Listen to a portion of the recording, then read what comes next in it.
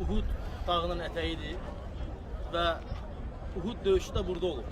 Necə bilirsiniz, Peyğəmbərimiz sallallahu aleyhi və səlləmlə kafirlər arasında, Məkkə əhli arasında və Uhud dağının böyük fəziləti var. Peyğəmbər sallallahu aleyhi və səlləm Uhud dağı barədə böyük fəzilət danışır. Onlardan biri də Peyğəmbərimiz sallallahu aleyhi və səlləm buyurur ki, Uhud elə bir dağdır ki, biz onu sevirik, o da bizi sevir.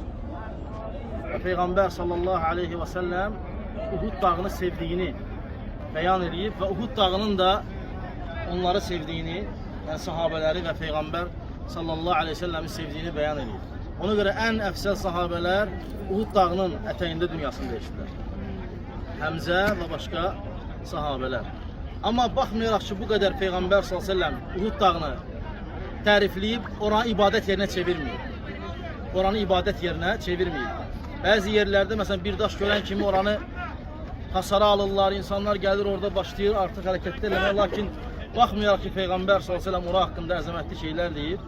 Lakin yenə görürsünüz, adi bir dağdır. Uhud dağı adlanması isə Mədinədə yeganə dağdır ki, tək silsilədən ibarətdir. Heç bir dağa birləşmir. Və Uhud sözü Əhəd sözündəndir. Tək. Yəni Mədinədə yeganədir ki, tək dağdır. Və döyüş bura yaxın olduğuna görə Uhud döyüşü adlandırılır. Müşriklər, kafirlər o tərəfdən, bizi o tərəfdən müsəlmanların üzərinə hücum ediblər. Peyğəmbər sallallahu aleyhi ve sellem ordusu isə burada düşür. Və gördüyünüz o təpə isə ona deyirlər Cəbəlur Rumət, ox atanların təpəsi. Ne üçün? Peyğəmbər sallallahu aleyhi ve sellem sahabələrdən 50 nəfər seçir və o dağın üzərinə, təpənin üzərinə qoyur və deyir ki, əgər görsəz ki, biz onlara qalib gəlirik, oradan inməyin.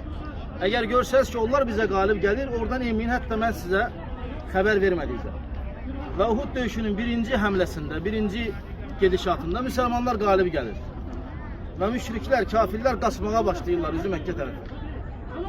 Və orada duran sahabələr artıq elə bilirlər ki, artıq qələbə çaldılar, qələbə qazandılar və yerdə qalan qənimətləri götürmək üçün dedilər ki, qənimətlər və düşməyə başladılar. Sahabələr isə dedilər ki, Peyğəmbər sallallahu əleyhi və səlləm axı bizə dedi, buradan düşməyək. Lakin onlar allandıqlarına görə, yəni düzgün qərar verə bilmədiyinə görə düşürlər və Xalid ibn Valid radiyallahu anhu o vaxtı kafir idi, İslam'a gəlməmişdi. Əks tərəfdən kafirlərin ordusu tərəfindən bir dəstəsi var idi.